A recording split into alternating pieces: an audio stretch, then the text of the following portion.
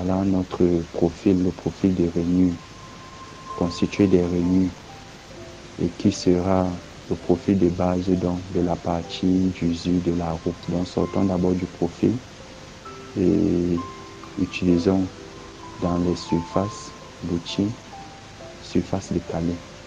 Nous allons décaler dans la surface de la roue, mais d'une valeur nulle, de telle sorte qu'elle soit confondue. Ok, la surface a été décalée. Rééditons dans notre esquisse.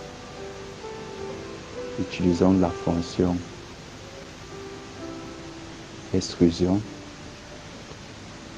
Nous allons donc extruder cette esquisse, mais par rapport à la surface que nous venons de décaler. Sélectionnez cette surface.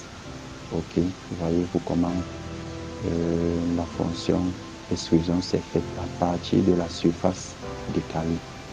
Ok. Cette hauteur est trop haute, nous allons la modifier à 2. Ok. Répétons donc, utilisons l'outil répétition circulaire pour répéter les entités, la fonction créée.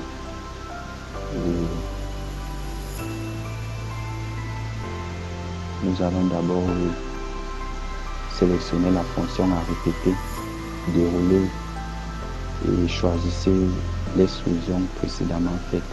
Ok.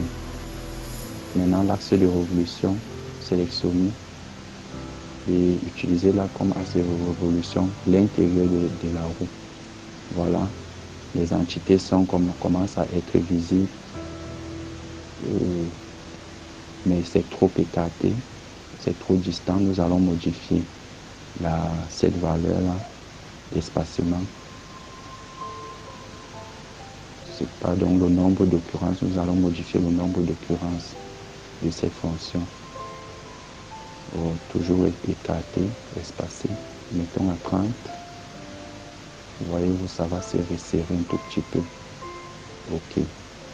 Vous pouvez l'augmenter aussi de l'autre côté sur le panneau qui s'affiche.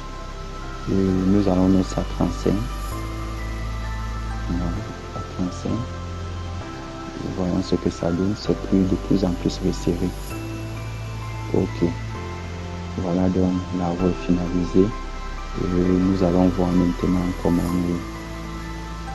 appliquer un test sur une surface circulaire.